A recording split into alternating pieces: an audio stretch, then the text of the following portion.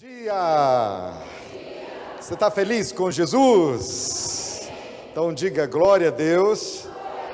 Aleluia. Eu estou muito feliz de estar aqui. Estava falando para a pastora Cristiane, gente, quando eu cheguei, estava num momento de adoração e foi um impacto tão grande quando eu entrei ali. Meu Deus, que igreja impactante, amém?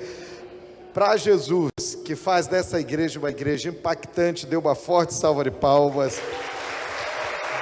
Aleluia. Eu fiquei muito impactado, é verdade. Eu trago um abraço cearense para você. Você recebe? Falar nisso, tem algum cearense aqui? Se tiver, levanta a mão. Tem algum cearense? Vai manifestando aí o cearense. Não tem vergonha não, irmão. Assuma a sua nacionalidade cearense. Faz assim, tem cearense aqui? Os cearenses estão ganhando o mundo para Jesus. Aleluia. Não é verdade? É muito fácil você identificar um cearense. Você olha para a cabeça dele assim. Mas eu trago um abraço do seu Ceará para você, amém? Eu tenho liberdade de brincar com meus irmãos cearenses. Trago um abraço da nossa igreja, a Igreja da Paz, lá em Fortaleza. Eu quero dizer que os irmãos são conhecidos lá em Fortaleza. Essa igreja tem sido um exemplo, tem sido uma inspiração para nós. Eu já era fã dos seus pastores, agora que eu fiquei mais fã ainda, eu esqueci, não, na realidade eu acho que está aqui, a carteirinha do fã-clube, o cartão do hotel, mas eu sou muito, muito admirador deles, e agora fico muito mais deles e de vocês também. Eu sou casado com a pastora Álbia, a Álbia está cuidando dos nossos cultos. Nós temos 3 filhos, nós temos a Laís, que tem 30 anos, gente, tem uma moda nova que é ser avô jovem. Então nós já temos uma netinha, amém? Que é a Lara. A Laís é pastora na nossa igreja, está pregando no nosso Tadel é no domingo, e ela está pregando no meu lugar agora, a nossa filha, a pastora Laís, lá em Fortaleza. E nós temos 2 filhos, o Paulinho, que tem 15 anos, que de Paulinho só tem um nome, já está passando de mim. Ele tem 15 anos, é muito apaixonado por Jesus, toca muito bem violão, e é bonito, puxou para a mãe.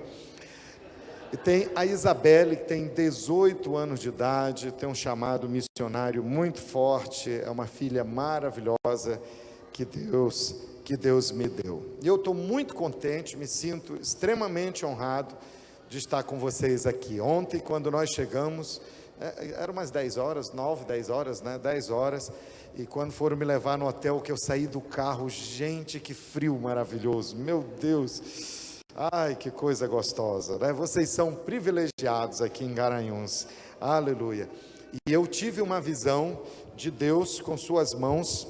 As mãos de Deus estavam assim, eu via apenas mãos de Deus e saíam como, não eram moedas, mas eram pastilhas de ouro, e Deus dava aos anjos, e os anjos derramavam sobre as casas de Garanhuns. Existe algo muito grandioso acontecendo sobre essa cidade, por causa dessa igreja. Irmãos, e hoje são 11 anos, poxa, que coisa maravilhosa. Você acredita que Deus ama você? Você tem alguma dúvida sobre isso? De forma nenhuma.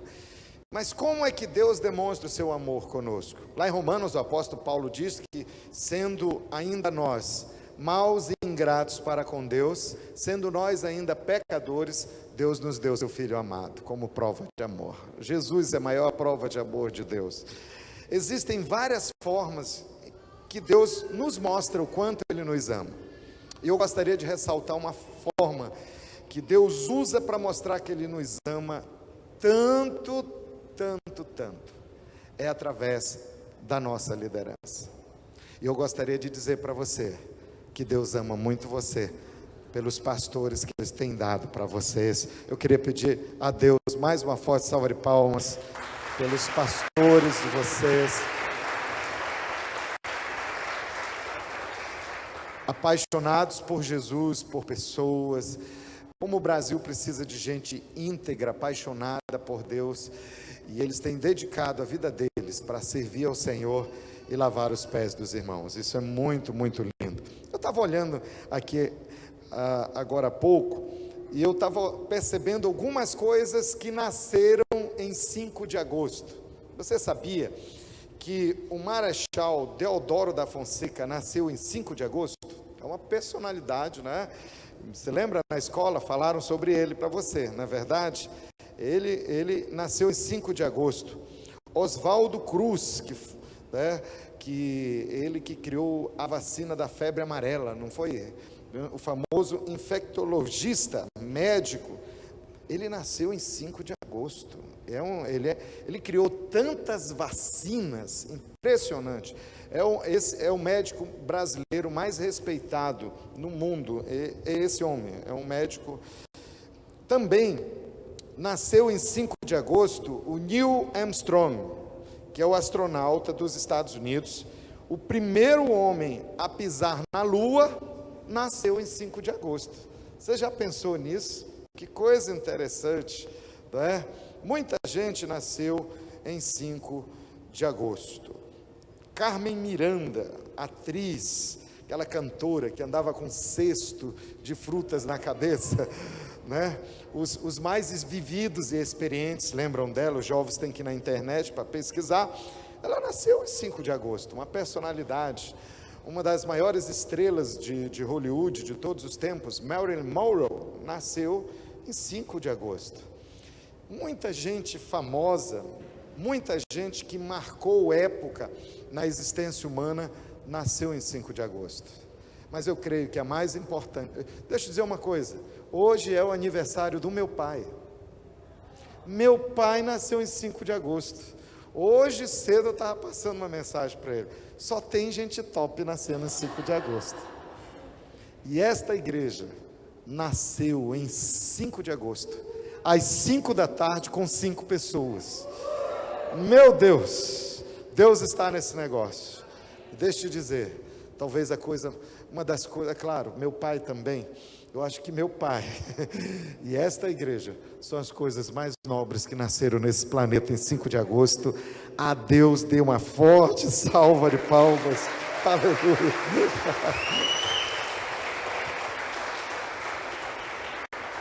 Eu sei que meu pai gostaria de estar completando 11 anos novamente. E eu gostaria de compartilhar a palavra de Deus com você.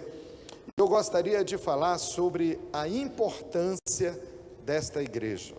Diga comigo, esta igreja é muito importante. Amém? Meu pai, a água de coco mais gostosa do Brasil, de Garanhuns. Se a igreja é importante, o que você acha que você é?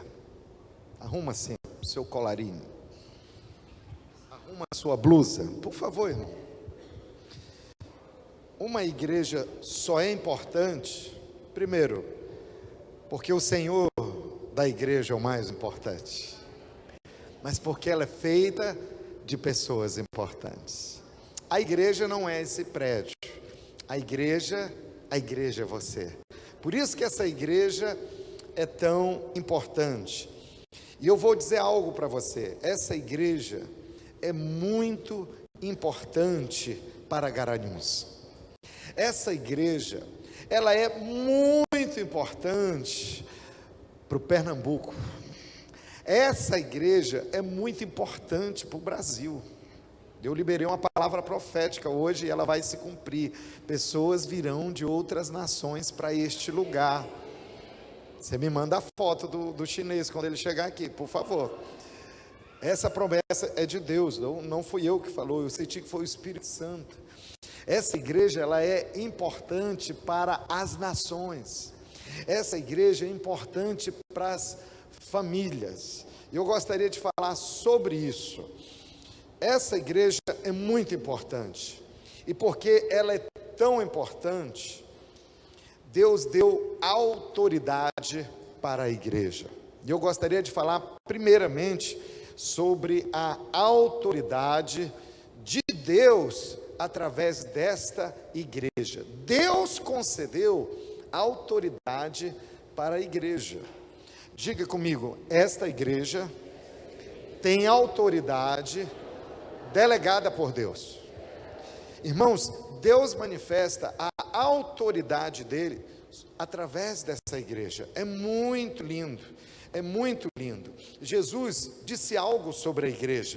Olha o que Jesus disse. Jesus estava falando da sua igreja, da igreja local, desta igreja. Mateus capítulo 18, versículo 18.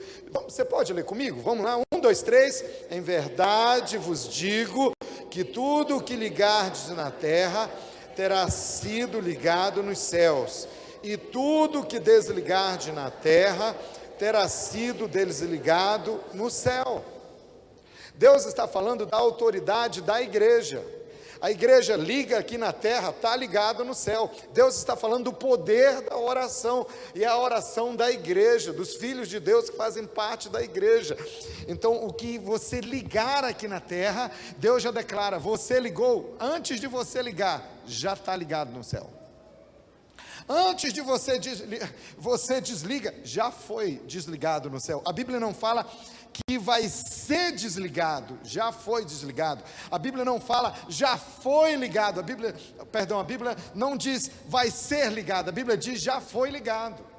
E isso é totalmente bíblico. Jesus disse: quando você orar pedindo alguma coisa, ore crendo que Deus vai te conceder. É isso?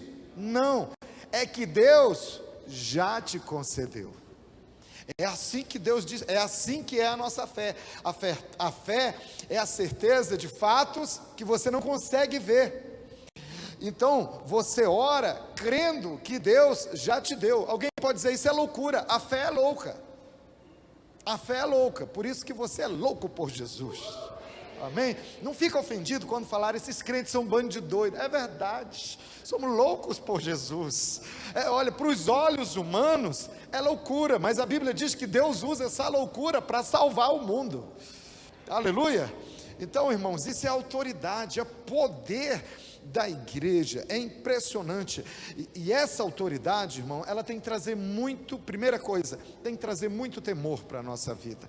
A autoridade da igreja, irmão, nós não podemos brincar com a igreja, porque pastor, a igreja ela está revestida de autoridade. Algumas pessoas, por ignorância à autoridade da igreja, elas brincam com a igreja, elas não levam a igreja a sério, elas menosprezam a igreja, elas não respeitam a igreja, elas falam mal da igreja, elas criticam a igreja, elas são negativas com a igreja, elas são infiéis com a igreja, elas pensam mal da igreja. Às vezes a pessoa olha para a igreja.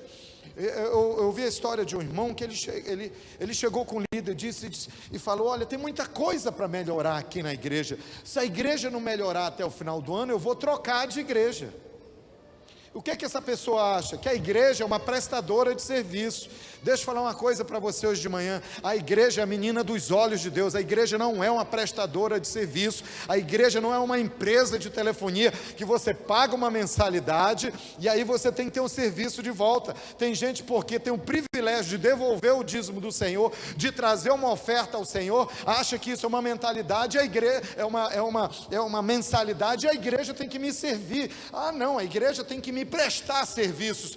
A igreja não tem que prestar serviços. Nós que temos que servir a igreja do Senhor e através da igreja do Senhor. Porque a igreja tem autoridade. Pessoas, porque não entenderam isso, morreram. É por isso que a Bíblia fala: olha, cuidado na hora que você vai tomar a Santa Ceia. A Bíblia diz: olha, analise, avalie o homem a si mesmo, e não coma do pão, não beba do cálice indignamente. Muitos já morreram por causa disso. É por causa da autoridade de Jesus e da autoridade da igreja. Isso é muito sério. Você lembra de Ananias e Safira?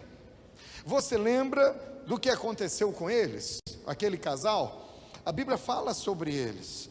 Eles mentiram para o Espírito Santo, a Bíblia diz. E aonde é que foi?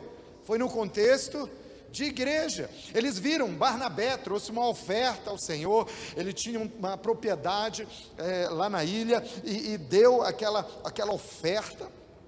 Uma coisa muito linda o que ele fez. Eles viram Barnabé fazendo aquilo, e aí eles também resolveram, e chegaram até a igreja e disseram: olha, nós tínhamos uma propriedade, nós vendemos, e trouxemos aqui o dinheiro ao pé dos apóstolos. Ananias foi lá e fez isso. A Bíblia diz que o homem caiu duro lá, morreu. Alguém pode dizer: pastor, como que alguém traz uma oferta e morre por causa dessa oferta? Porque eles mentiram. Aí o que eles fizeram? Chamaram o ministério de jovens, carrega o homem. A Bíblia diz que os jovens da igreja levaram o defunto, né? Mas eu quero declarar que os jovens daqui vão ressuscitar os mortos, aleluia. Quantos jovens avivados, cheios do Espírito Santo aqui? Aleluia. Eu já fui pastor de jovem, eu tenho saudade dessa época. Então, queridos, depois entrou a esposa, com o mesmo diálogo. Estou trazendo dinheiro.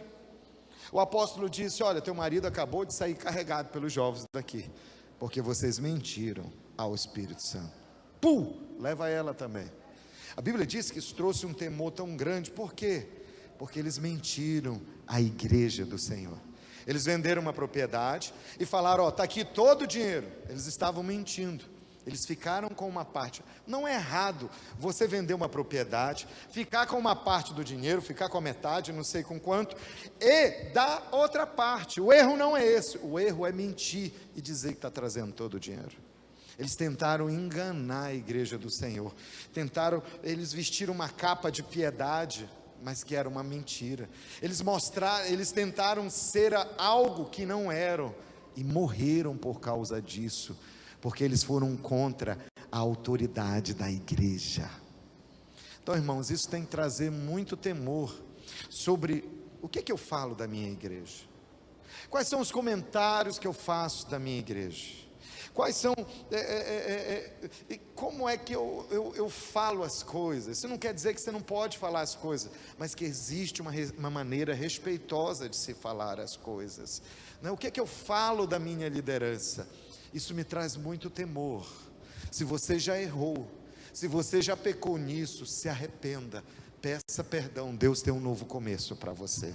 Deus tem graça e misericórdia, mas nós precisamos entender a autoridade da igreja local. João capítulo 20, versículo 23, Jesus fala sobre essa autoridade. Ele diz: olha, se de alguns perdoardes os pecados, são-lhes perdoados.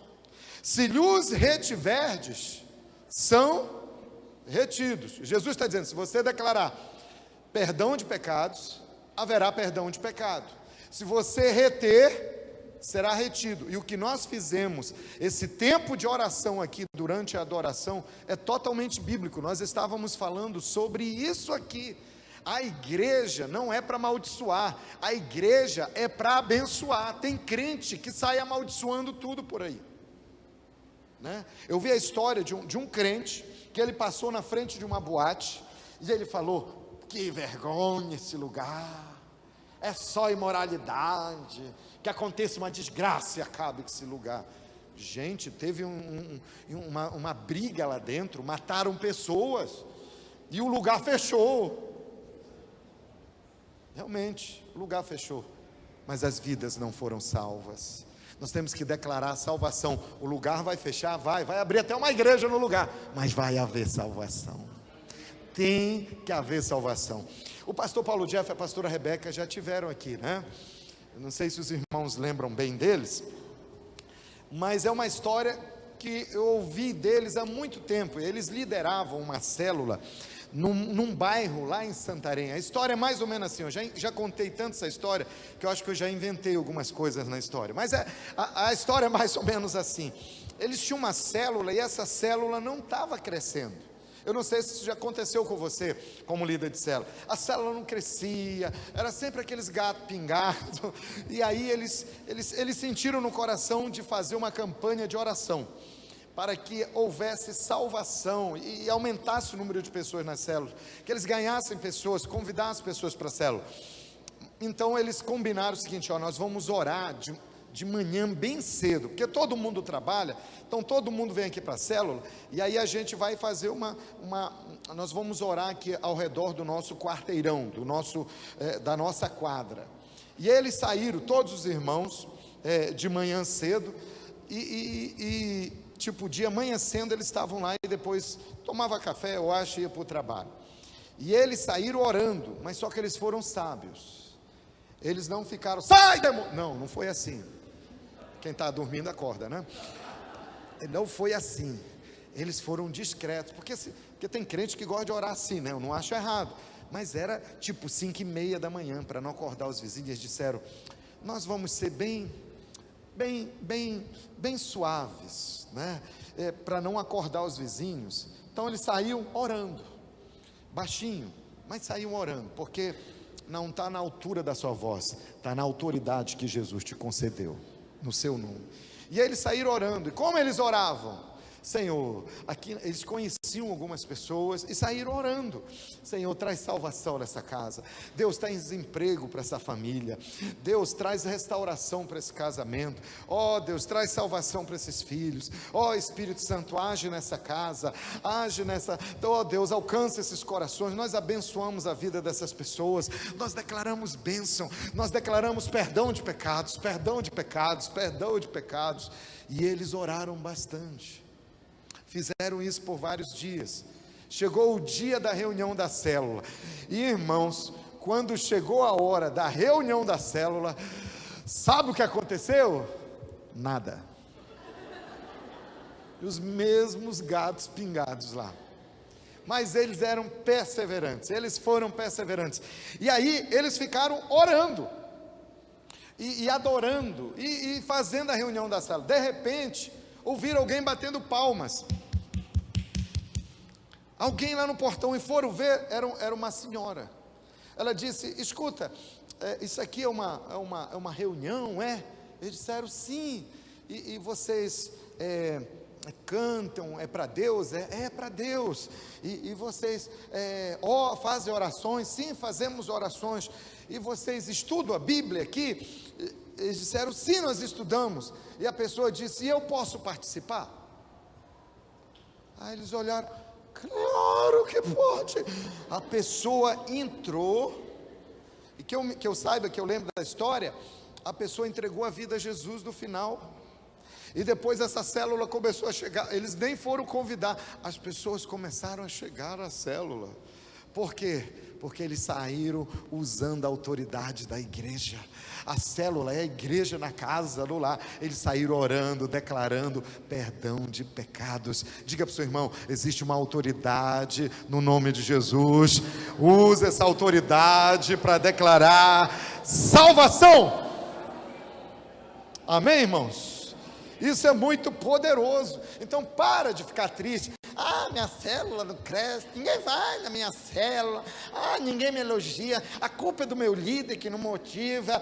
Irmão, é porque às vezes falta revelação para a gente. Levanta a cabeça, você é um filho de Deus, você faz parte da igreja gloriosa de Jesus, você está debaixo do sangue do Cordeiro, e existe autoridade de Deus, aleluia, sobre a sua vida. Levanta a cabeça, se anima e sai orando, sai declarando, sai profetizando, sai liberando perdão de pecados. Quem perdoa é Jesus, mas a sua oração faz o Espírito Santo agir naquela vida. Ele convence o homem do pecado, da justiça, do juízo, e Ele vai agir através de você. Ele mora e escolheu habitar dentro de você.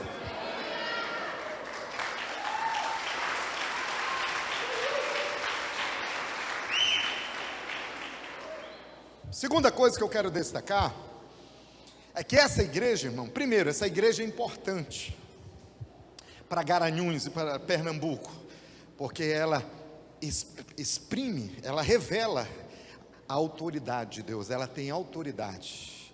Diga: nossa igreja tem autoridade espiritual, amém? Você está revestido dessa autoridade de Deus. Segunda coisa, a igreja é o segredo do social. Essa igreja aqui é o segredo do social, e ela é importante para Garanhuns por causa da relevância social dela, do trabalho social que faz e vai fazer. Irmãos, somente a igreja tem condições de recuperar um viciado em drogas, de recuperar um assassino. É só a igreja. Eu estive numa reunião do Conselho de Pastores de Fortaleza. Não foram todos os pastores, eles convidaram alguns pastores. Eu tive o privilégio de ser convidado, e nós fomos reunir com o governador do Ceará, Camilo Santana é o nome dele, é o atual governador. E nós tratamos várias coisas de interesse das igrejas, do conselho de pastores. E teve uma hora que a iniciativa brotou dele. Ele falou para as igrejas, ele disse: eu tenho um pedido para vocês, abram casas de recuperação de pessoas viciadas, né? Comunidades terapêuticas, melhor dizendo. Abram clínicas terapêuticas, nos ajude, porque o tráfico de drogas é imenso. Ele disse, é uma peste, é uma desgraça esse negócio de drogas. Está acabando com a nossa sociedade, está tragando a nossa juventude. E ele disse assim: o governo tem se esforçado muito para isso. Nós temos atuado em várias frentes de trabalho, nós temos uma equipe muito boa e muito grande trabalhando nisso. Nós temos diversos projetos para recuperar pessoas e para combater o uso de drogas, mas eu tenho que ser honesto com vocês: ninguém como a igreja tem resultados tão relevantes. Eu ouvi isso do governador, estava do lado dele, gente, bem pertinho, como daqui para ali. Ele disse: abram casa de recuperação e legalizem, que o governo, eu vou garantir investimento financeiro nessas casas, mas por favor, nos ajudem, porque vocês sabem como fazer isso.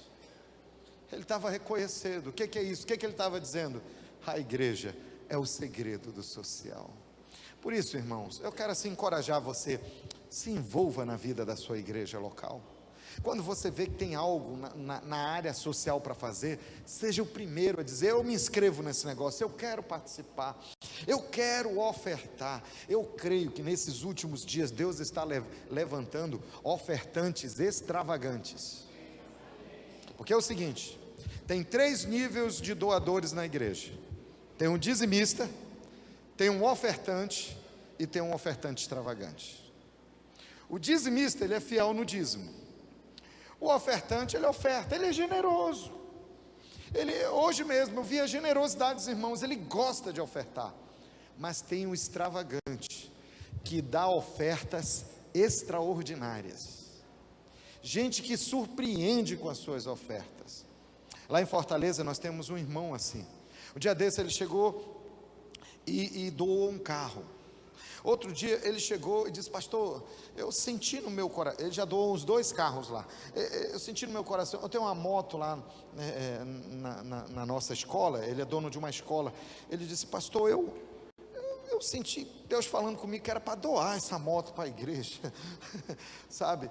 Ele é assim, ele é doador extravagante. Ele viajou agora recentemente para uma das nossas igrejas no interior, e quando passou lá, ele sentiu no coração: eu estou sentindo de abençoar um pouco mais, além do comum, essa igreja. Deu R$6.000. O que ele não sabia é que naquele mês aquela igreja não tinha dinheiro para pagar o seu aluguel. Os irmãos estavam orando. Deixa eu dizer uma coisa: Deus quer te prosperar muito, irmão. Mas sabe quem é o crente que Deus vai prosperar? É aquele que vai usar o dinheiro que Deus lhe der para a sua glória. Então Deus vai levantar aqui, pastor Marco, pastor Cristiano, muitos ofertantes extravagantes. Você lembra daquela mulher que quebrou um vaso de alabastro na presença de Jesus? Aquilo foi uma oferta extravagante. Ela viu Jesus com Lázaro. Se você olha João capítulo 11, Jesus ressuscita Lázaro. No capítulo 12, Jesus está na mesa discipulando Lázaro. Uma semana antes o cara estava enterrado, agora estava na mesa com Jesus. Impressionante aquilo. Ela diz: meu Deus, ele estava enterrado, estava morto há vários dias, agora ele está na mesa com Jesus, é meu irmão. Maria, com esse coração, onde está Marta? Marta gosta de servir. Marta está fazendo um cuscuz com carne de sol para Jesus, e ela está na cozinha, e Maria sai andando pela casa: o que eu vou fazer pelo meu Jesus, o que eu vou dar para Jesus? E ela sai de um quarto, entra num quarto, sai no outro, e entra nessa ali. Ela entra no quarto, e ela enxerga um objeto, ela vê um vaso de alabastro, e ela chega e quebra aquele vaso de alabastro nos pés de Jesus. Isso é uma oferta extravagante. Pastor, foi só um vidro de perfume. Irmãos, aquilo era caríssimo. A Bíblia fala do valor, você não tem dimensão do valor daquilo. Naquela época, quando uma jovem ia casar, o pai tinha que pagar o dote para o noivo. né? Eu fico triste com isso, porque não funciona mais assim. Eu tenho uma filha para casar, e o cara vai levar ela e não vai dar o dote. Aí tinha que pagar o dote. Estava pensando, rapaz, minha filha é tão bonita, o dote dela é alto. Então, pagava o dote. Por quê? Porque o pai recebia, pagava o dote, era para o noivo inclusive. Por quê? Eles usavam aquele dinheiro. Era tipo falando, olha, você nunca vai ter desculpa para dizer que não cuida bem da minha filha, por falta de dinheiro. Então já estou até dando uma ajuda aqui, era um costume na época. Mas provavelmente Marta e Maria e Lázaro, os pais já tinham falecido. É um pensamento, a Bíblia não fala sobre isso, é uma interpretação minha. Naquela época, quando uma jovem não tinha como, os pais não estavam vivos para pagar o dote da jovem, o que acontece? O próprio solteiro tinha que pagar o dote. Então Maria, os pais tinham morrido, ela era responsável em pagar o próprio dote. E uma mulher sábia, ela não deixa a inflação comer o seu dinheiro. Ela faz ótimos investimentos. Se você tivesse dinheiro hoje, você ia botar na caderneta de poupança? Você ia fazer aí uma aplicação para no máximo ganhar 1% no mês? Talvez você fosse investir em imóveis, em algo que ia te dar mais rentabilidade. Ela investiu no vaso de alabastro. Você sabe o que significava aquele perfume? Não era um simples perfume. Aquilo ali era o futuro dela. Ela jogou aos pés de Jesus não somente o perfume caro, mas a possibilidade de ter um casamento. Ela lançou aos pés de Jesus o mais precioso, o seu sonho de casar. Ela lançou o seu sonho de ter filhos. Ela lançou o seu projeto de família. Ela deu o seu melhor. E aquilo foi extravagante, fora do comum. Você ainda vai dar muitas ofertas extravagantes para o Senhor. E Deus às vezes vai falar, olha, a igreja está fazendo um trabalho social. Deus vai te incomodar para você trazer uma oferta muito alta.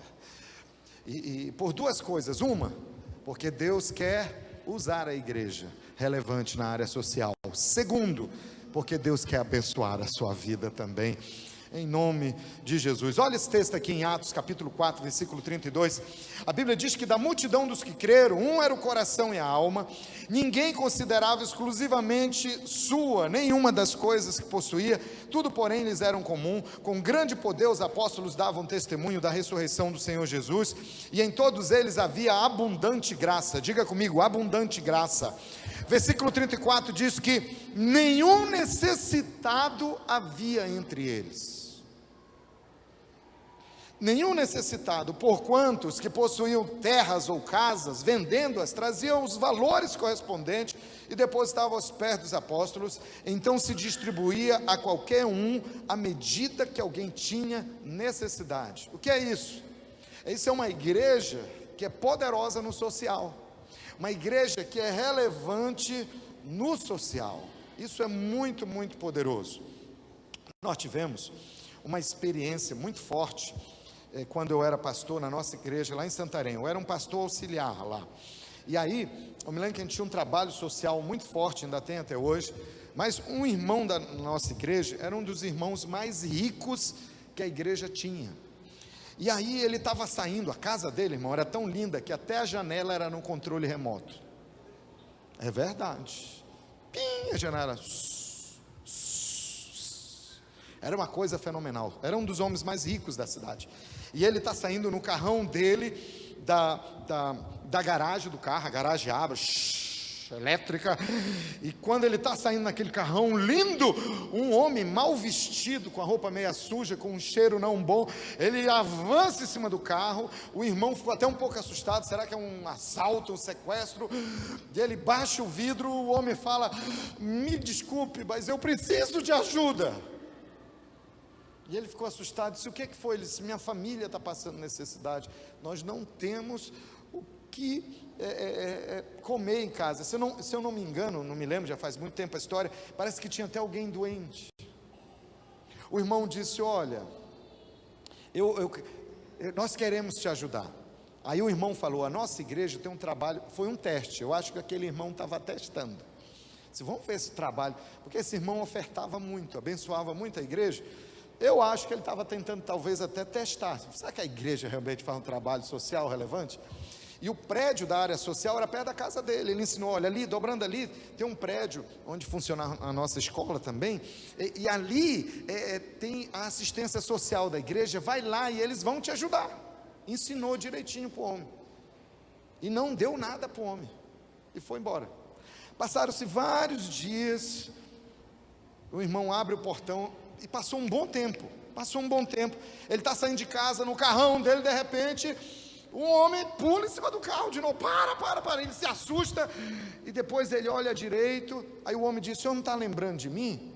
Ele olha, ele diz, eu sou aquele homem que uma vez veio pedir ajuda do senhor, lembra? Só que agora ele estava diferente, barba feita, cabelo bem penteado, roupa limpa e decente, quase que ele não reconhece. Ele disse, é mesmo?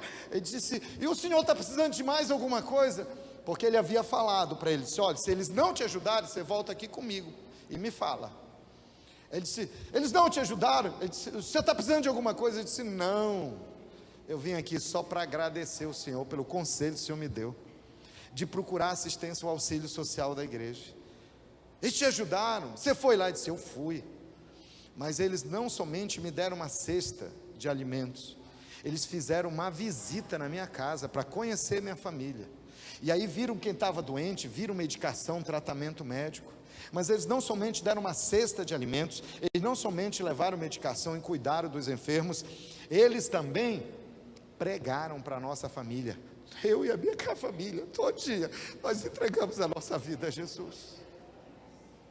Ele disse, e tem mais, eles ainda colocaram uma célula, tem uma célula lá na nossa casa hoje, e isso não tem valor, e foi o Senhor que me abençoou. Eu vim aqui só para lhe dizer, muito obrigado.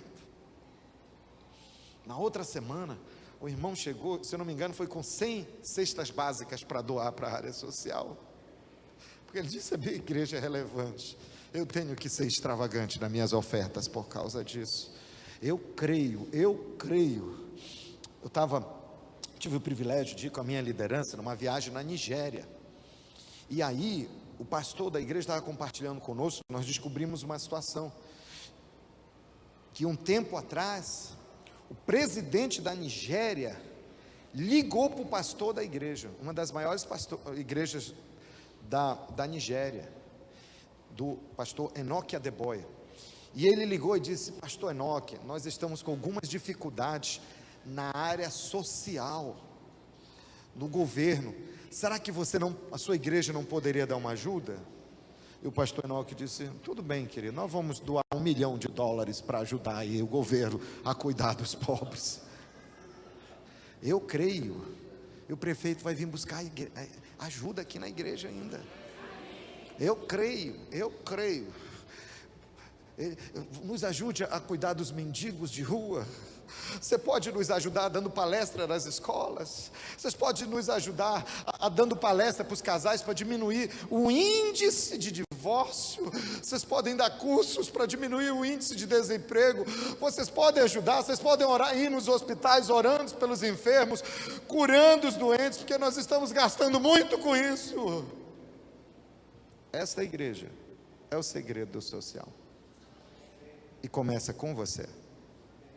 Bom, nós estamos completando 11 anos, Deus quer, essa igreja já é relevante socialmente, mas eu creio que depois de hoje, Deus vai levar essa igreja para um lugar mais alto na área social, e começa com você. Quem é fiel no pouco, Deus trabalha no muito. Amém? Aleluia. Levante suas mãos, diga, pastor, olha minhas mãos para trabalhar. Você levantou a mão, agora você tem que... Outra coisa, querido, a igreja, esta igreja aqui, ela é canal de transformação para esta cidade, para Garanhuns. Você sabia? É canal de Deus para transformação. É um instrumento de Deus para transformar Garanhuns e o Pernambuco. Olha o texto de Atos, capítulo 6, versículo 7. A Bíblia diz que crescia a palavra de Deus E em Jerusalém se multiplicava o número de discípulos. Também muitíssimos sacerdotes obedeciam à fé. O que é isso? Isso é transformação. Isso é transformação. Diga comigo: crescia a palavra de Deus, e em Garanhuns se multiplicava o número de discípulos. Amém? Você crê nessa palavra? E como crentes, nós temos que parar de criticar e começar a abençoar. Nós temos que ser abençoadores. Temos que orar pela salvação das pessoas. É tão fácil a gente falar mal, é tão fácil a gente criticar. Aconteceu um fato recente aqui nessa cidade, onde uma cantora falou algo terrível.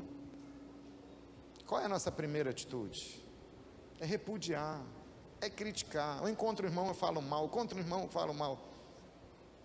Não levante sua mão, mas eu pergunto: você já tirou um tempo para orar pela salvação dessa cantora? Você já tirou um dia, diz: Deus, eu vou fazer um jejum hoje, e é pela salvação, porque se o que ela fala hoje, sem Cristo, causa um rebuliço tremendo, imagina depois de aceitar Jesus, o rebuliço que ela não vai fazer nessa nação. É uma alma. Então, querido, por quê? Porque nós fomos chamados, querido, para transformar. Para transformar. Quem aqui já assistiu aquele filme Transformers? Aqueles carros que se transformam em robô. Uma vez, o último eu fui assistir com meu filho, eu saí zonzo, porque é ferro com ferro lutando. Aquele bicho e luta, né? O meu ouvido ficou zunindo de tanto ver lata batendo em lata. É um transformer. Eu quero dizer para você que isso não é coisa só de cinema. Nessa igreja, você é um transformer. Você é agente de Deus para a transformação de vidas. De vidas, né? Então, você lembra do nome daqueles transformers? Você lembra o nome de algum? Como era o nome de algum? Optimus Prime, né? Esse é o bom, né? Não é o... mas esse... Então, você vai dizer o seu nome, você vai se declarar como um transformer, amém? Se o seu nome é João, você diga: eu sou João Prime, amém? Se apresente para o seu irmão, diga: muito prazer, eu sou um transformer de Deus para transformar a sociedade. Cumprimente o seu irmão, aleluia, amém? Fomos chamados como agentes de transformação do Senhor. Essa cidade é importante para Garanhuns, para transformar a fibra moral dessa cidade. Essa igreja é importante, porque ela é projeto de Deus para cura e proteção desta cidade. E do estado também. Tiago capítulo 5, versículo 14 em diante, a Bíblia diz: está alguém dentre vós doente? Chame os presbíteros da igreja, estes façam oração sobre ele, ungindo com óleo em nome do Senhor. A oração da fé salvará o enfermo, o Senhor levantará. Se houver cometido pecado, serão perdoados. Versículo 16 diz: confessai, pois, os vossos pecados uns aos outros, e orai uns pelos outros, para serem curados. Muito pode, por sua eficácia, a súplica de um justo. A sua oração é poderosa. Então a Bíblia diz que se está alguém doente, tem que chamar aqueles que presidem espiritualmente na igreja. Existe um local de cura e proteção, e esse local se chama a igreja local, a igreja do Senhor. Essa igreja aqui é local para trazer cura na alma. É por isso que nós trabalhamos com discipulado, é por isso que nós trabalhamos com as nossas células, é por isso que nós temos culto de celebração avivados, cheios da presença do Espírito Santo, porque esse é o local onde brota cura para a sociedade, é o local onde brota cura para os oprimidos. Não somente cura, mas proteção. Veja como vive uma família que está sendo cuidada nesse lugar. E uma família que está exposta aos ataques do mundo, tanto divórcio, tanta separação. Esta igreja, CCA, já aprendi a sigla que o pastor falou. CCA é a esperança de Garanhuns. A igreja é a esperança do mundo. Alguém poderia dizer, Jesus é a esperança. É verdade, mas Jesus se manifesta através de quem? Da sua igreja. Da sua igreja. Da sua igreja. Da sua noiva. O Bill Hybels sempre usa essa frase. Ele diz que a igreja é a esperança do mundo. A Bíblia diz que a terra vai se encher da glória de Deus, assim como as águas, né, cobrem um mar. Ele vai fazer isso na terra, e irmãos, Ele vai fazer isso através da igreja. O apóstolo João, em Apocalipse, ele fala: achei-me em espírito no dia do Senhor, e ouvi por detrás de mim uma grande voz como de trombeta. Voltei-me para ver quem falava comigo, e quando voltei para ver quem falava comigo, vi naquele instante 7 candeeiros de ouro, e no meio dos candeeiros um semelhante a filho do homem, com veste talares, cingido à altura do peito com uma senta de ouro. O versículo 20, ele explica a visão. Ele diz: quanto ao mistério das 7 estrelas que viste na minha mão direita, e aos 7 candeeiros de ouro, as 7 estrelas são os anjos das 7 igrejas, e os candeeiros são as 7 igrejas. Onde estava Jesus? No meio dos candeeiros. E ele diz: e sabe o que são os candeeiros? São as minhas igrejas, é a minha igreja. Sabe onde Jesus está? No meio da igreja. Por isso que ele diz: eu habito no meio dos louvores. Por isso que ele diz: onde estiverem 2 ou mais reunidos em meu nome, eu estarei ali. Por quê? Porque é o lugar da igreja. É o lugar da igreja. Então, querido, se alguém quer ser curado, tem que ir aonde Jesus está. Onde Jesus está? Na igreja local. Alguém quer ser uma pessoa próspera, ela tem que buscar a Deus. Ela está envolvida em dívidas, ela está com problemas, ela está para perder a esperança, talvez cometer uma besteira, tirar a sua própria vida.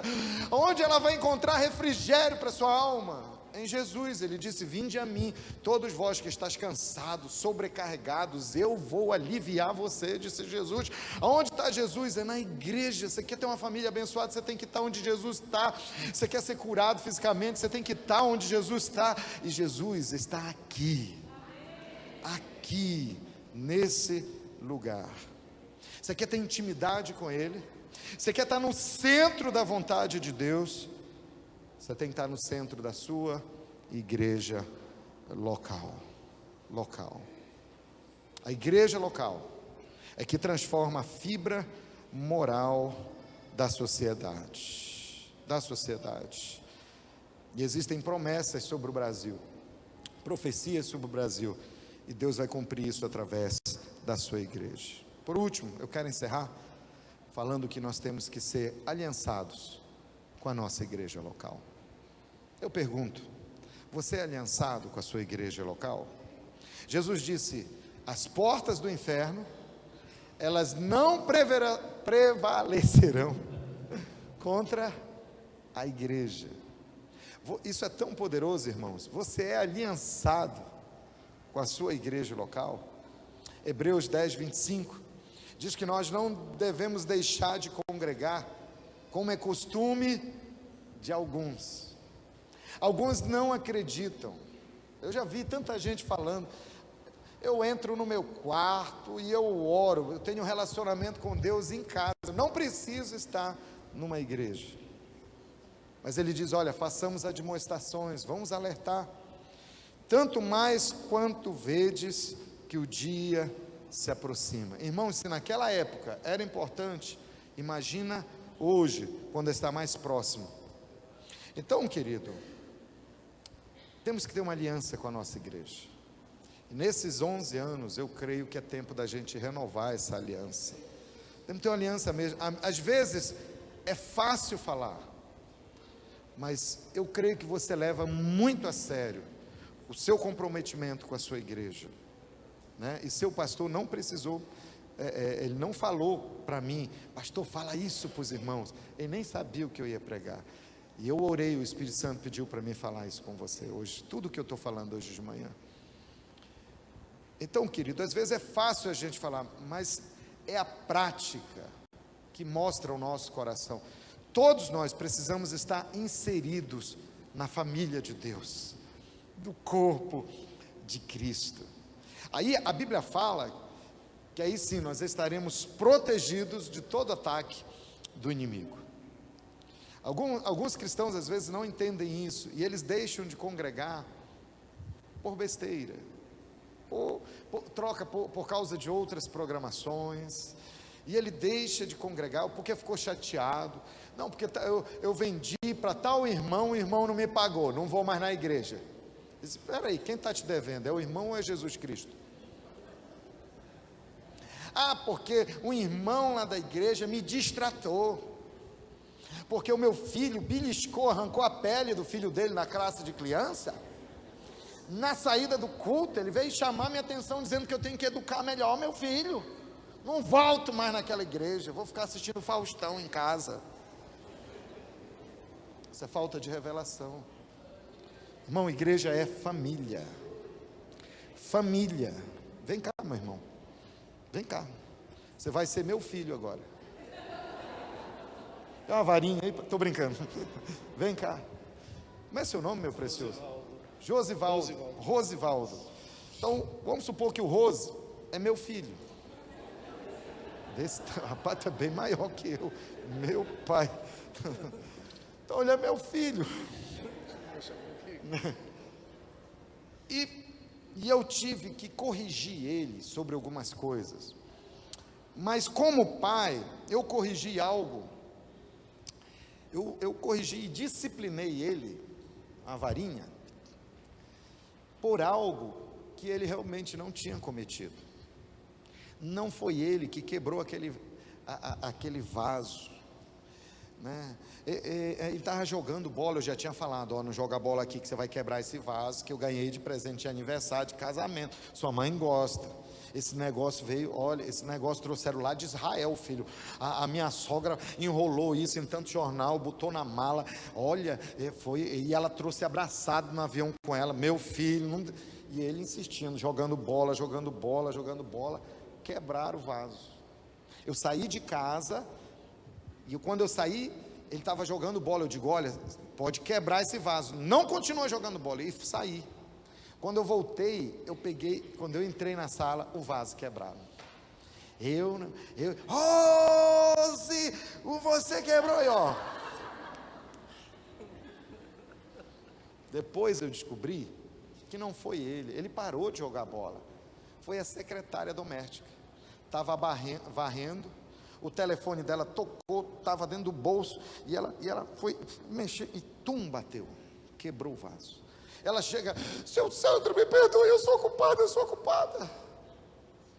E aí, ele ficou muito triste comigo. Pai, o Senhor nem parou para conversar. O Senhor já foi me disciplinando. O Senhor cometeu uma injustiça comigo, papai. Então, papai, eu queria dizer algo para o Senhor, papai. Eu vou procurar. Ele diz para mim, faz cara de triste. Papai, eu vou procurar outra família. Papai, eu vou sair dessa família.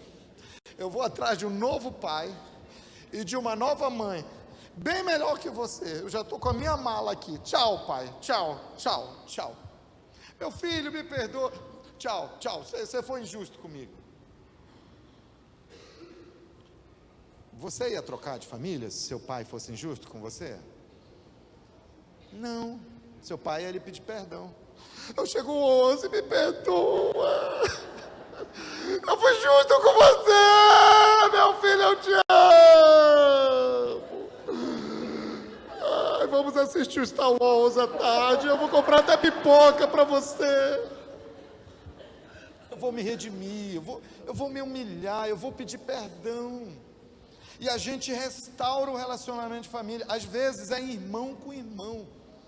Irmão pega a roupa do outro sem avisar, gente, e usa, e aí briga. Aí o irmão, vou-me embora, corta aqui, não falo mais contigo. Vou arranjar outro irmão, outra família. Pai, eu não fico mais nessa casa. Mas tem Tem membro da família, da igreja de Deus, que às vezes faz isso. Sabe por quê? Porque não entende o que é aliança. Os irmãos erram? Erram, irmão. O pastor pode decepcionar? Pode decepcionar. O discipulador pode falhar? Pode falhar. A célula pode deixar a desejar? Pode. Mas Jesus não decepciona e não falha nunca. Ele é o nosso Deus, o nosso Pai. Diga para o seu irmão: somos parte da mesma família, temos o mesmo pai e o mesmo irmão mais velho. Pode sentar, querido, obrigado.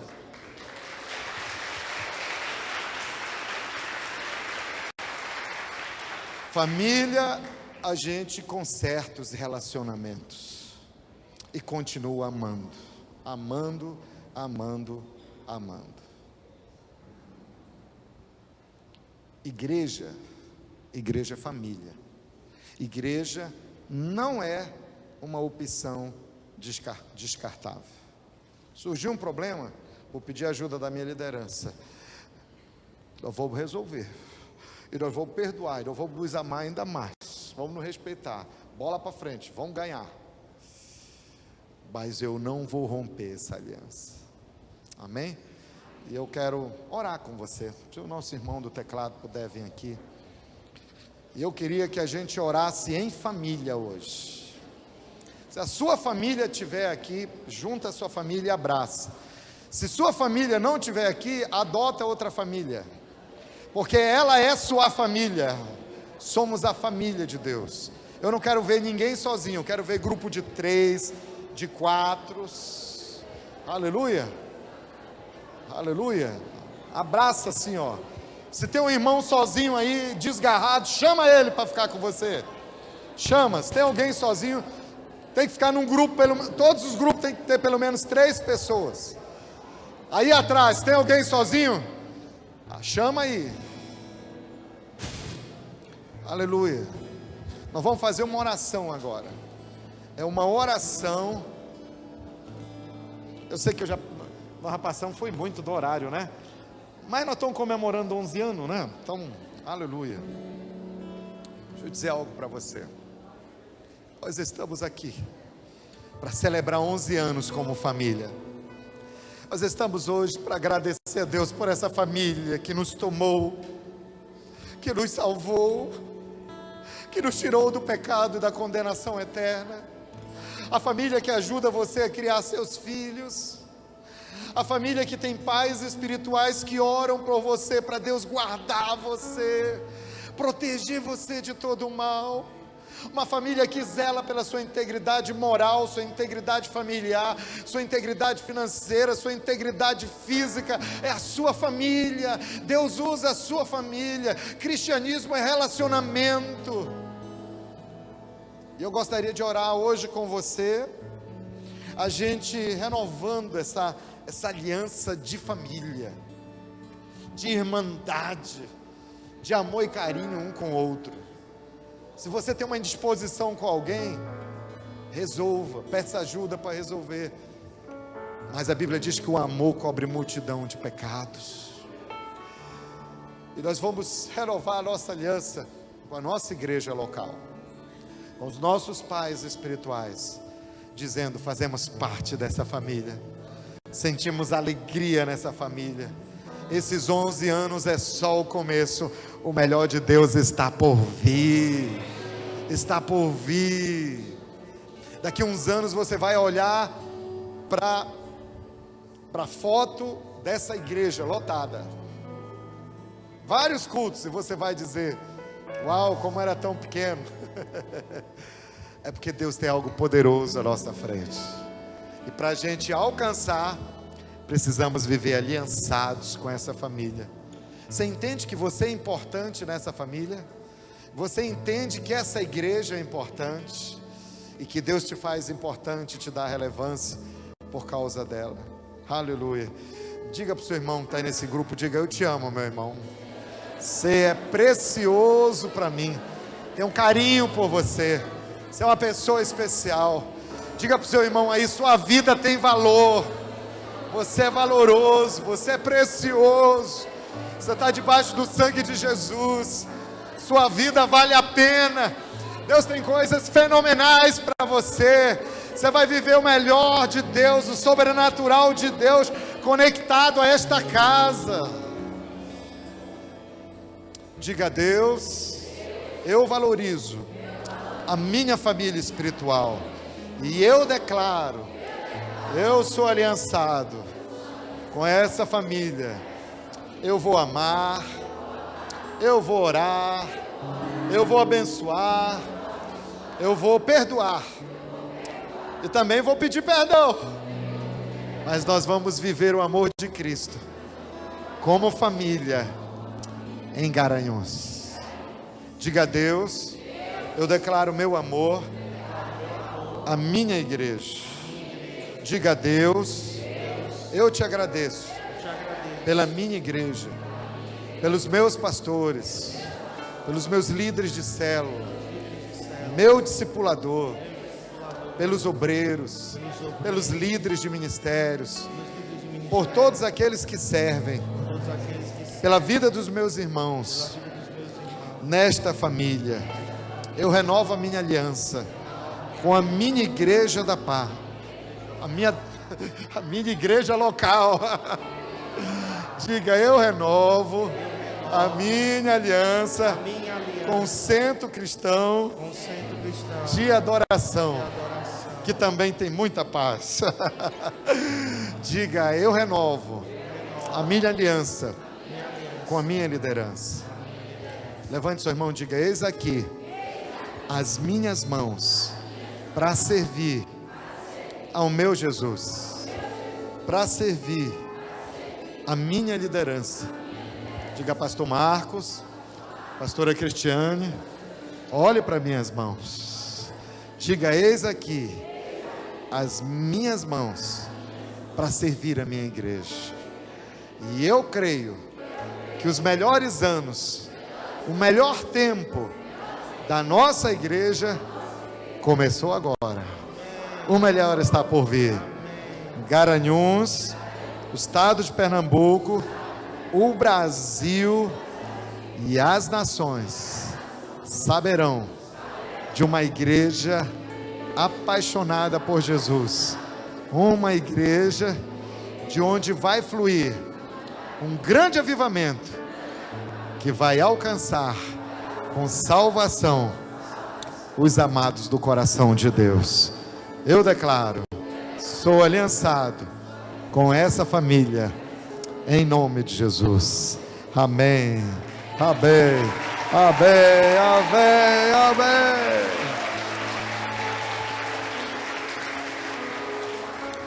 Vamos fazer um trato aqui. São 11 anos. Então eu quero pedir para você fazer duas coisas ainda hoje. Uma: você vai abraçar 11 irmãos, não agora.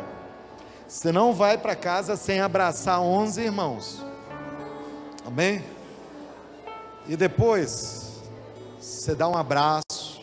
Se não der para dar um abraço, manda um WhatsApp, manda um recado no Instagram, no Facebook. Se sentir no coração, dá um presente para a sua liderança, para os seus pastores.